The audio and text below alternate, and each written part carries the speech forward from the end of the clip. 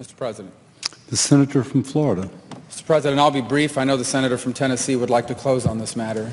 I think everything that needs to be said about the details of this deal have already been said. I do want to be recorded for history's purposes before I know what is going to happen in regards to this if it goes through. Iran will immediately use the money that it's receiving in sanctions relief to begin to build up its conventional capabilities. It will establish the most dominant military power in the region outside of the United States, and it will raise the price of us operating in the region.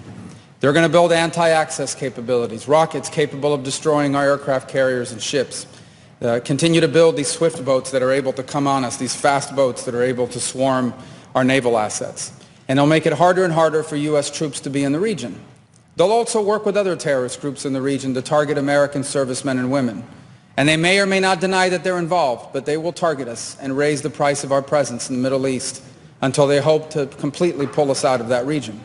They'll also continue to build long-range missiles, missiles capable of reaching the United States. Those are not affected by this deal, and they'll continue to build them as they've been doing. And then at some point in the near future, when the time is right, they will build a nuclear weapon. And they will do so because at that point they will know that they have become immune, that we will no longer be able to strike their nuclear program because the price of doing so will be too high.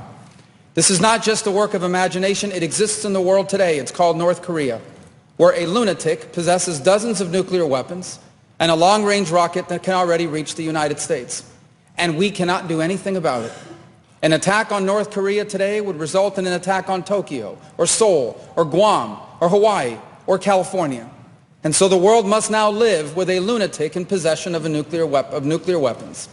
And this is the goal Iran has as well, to reach a point where they become immune to any sort of credible military threat because the price of a military strike would be too high. And then they become an established nuclear weapons power. And never in the history of the world has such a regime ever possessed weapons so capable of destruction.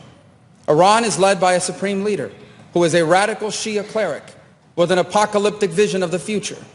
He is not a traditional geopolitical actor who makes decisions on the basis of borders or simply history or because of ambitions.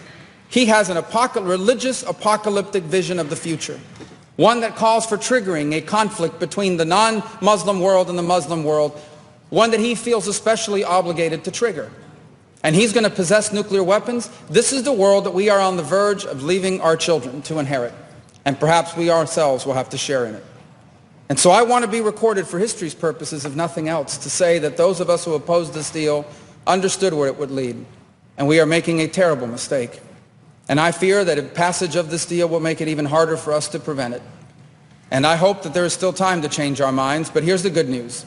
Iran may have a supreme leader, but America does not. In this nation, we have a republic, and soon we will have new leaders, perhaps in this chamber, but also in the executive branch. And I pray that on their first day in office, they will reverse this deal and reimpose the sanctions and back them up with a credible threat of military force, or history will condemn us for not doing what needed to be done at this critical moment in the world's history. I yield the floor.